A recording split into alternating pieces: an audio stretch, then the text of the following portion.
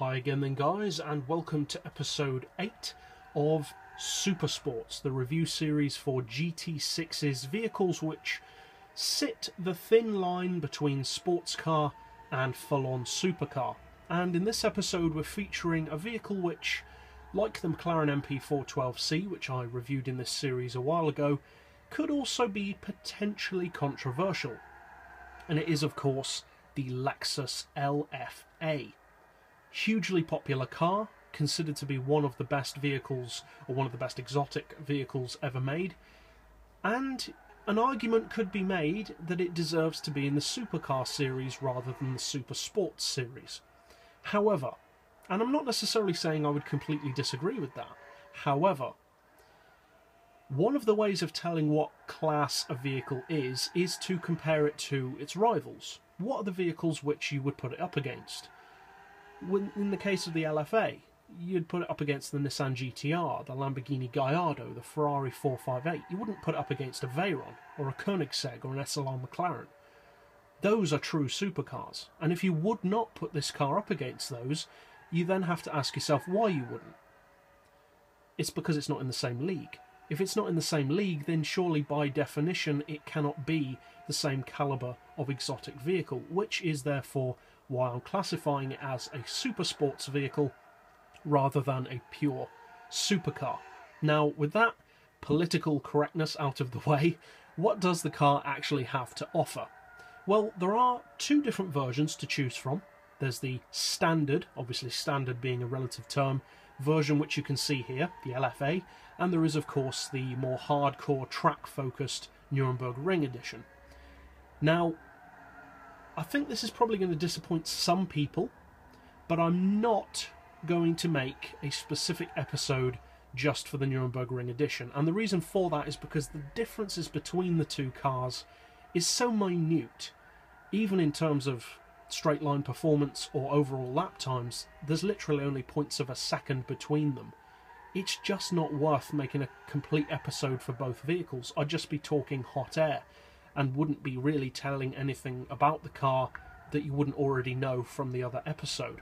So I've chosen to focus primarily on the lower model of the two, the standard LFA. Now in terms of price, it's a 375 grand car.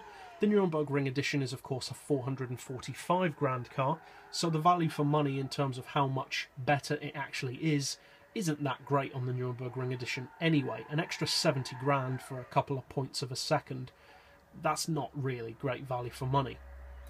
Now, both vehicles have a 4.8 litre naturally aspirated V10. It's an incredible engine, revs up to 10,000 RPM, actually revs over 10,000 RPM, produces peak power at 9,500 RPM, peak torque at 8,000 RPM, so it's an engine that loves to be worked. It's like a high-performance motorbike. It really needs those high revs to get the best out of it. Now, the engine produces 756 horsepower in the case of the normal LFA when fully tuned, which is a pretty decent amount of power for a naturally aspirated engine. That's very impressive, especially considering that the engine isn't all that large in capacity, so it's some brilliant engineering gone into it. The torque figure is, not surprisingly, significantly lower, being a high-revving, shallow stroke engine, produces 433 pound-feet of torque. Now it only weighs in at 1,218 kilos in standard form, which is pretty light even for the supersports class, and thanks to that, combined with its power, it produces 621 horsepower per tonne when fully tuned. And incidentally, the PP actually isn't as high as you might expect. Fully tuned, this standard version of the LFA, when fully tuned of course, sits at 598 pp, which could be potentially surprising. You could easily take it for being over a 600 pp vehicle, and you could justify it being so. It's a phenomenal track machine, but it's not. And that's actually a good thing, and I've mentioned that in my series before, that if you can have an amazing car in a lower pp than you'd expect, that's not a bad thing. That's a good thing. It means that it's a car that you can really utilise more so than if it was at a higher pp. So being a sub 600 pp vehicle with over 750 horsepower, a brilliant V10 engine, sharp steering and relatively low weight, that's a brilliant combination.